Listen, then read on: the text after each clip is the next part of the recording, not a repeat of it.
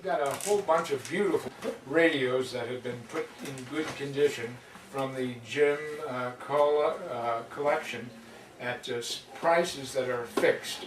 So you can get one of these beautiful machines at a good price here today. Also, you can get one of the 2010 t-shirts that are now out with the beautiful logo, and we have them from other years, 2006, 7, 8, and 9.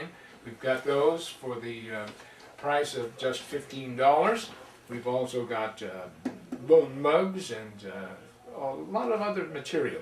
So as you come in, just right as you open the door, look to your left there and you'll see our museum information.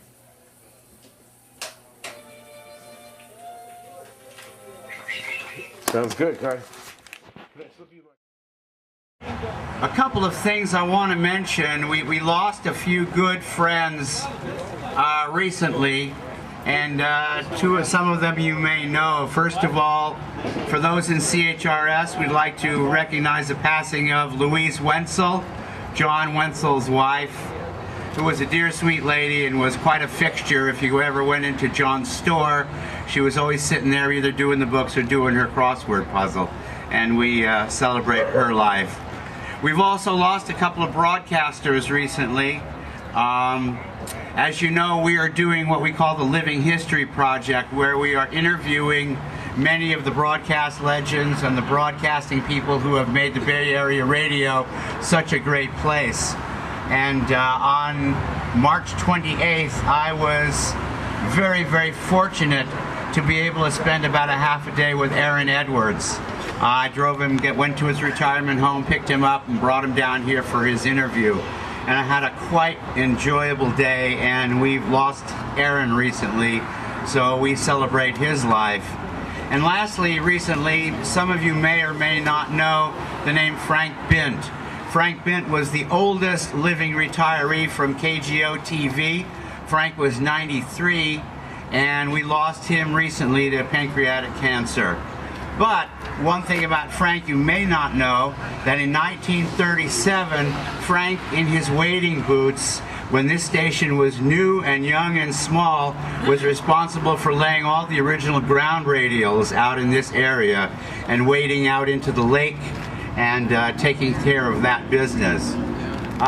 Is Carter Smith around anywhere? Oh, hello, bud. Come on up. Let me introduce our legend and our MC, Carter Smith. And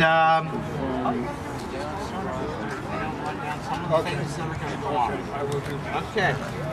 Good morning, everyone. And I want to mention, of course, that we're going to go from here to the first part of the auction. We're going to have our first interview inside at around 10:15. You'll be able to see David Sholin. He'll be in there.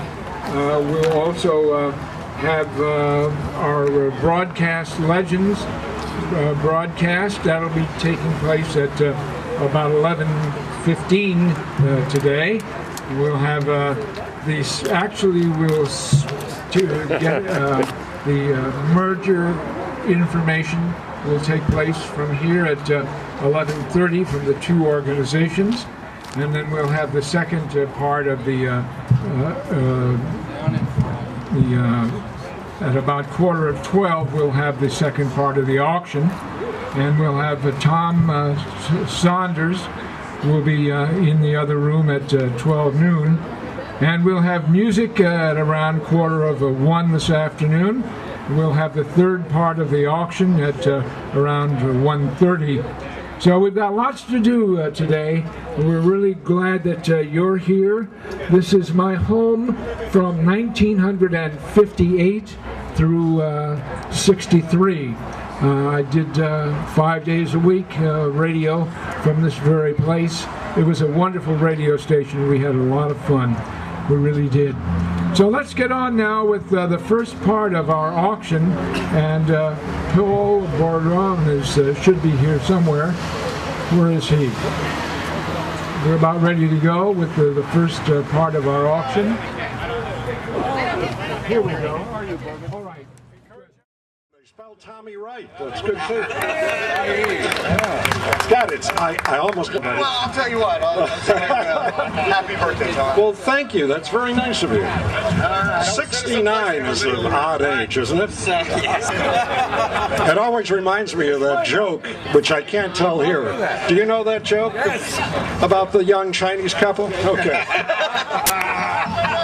Let's forget it. I'll carry it down. This is very nice. You know, I'm already about 20 pounds overweight. I feel like the Michelin tire man right now.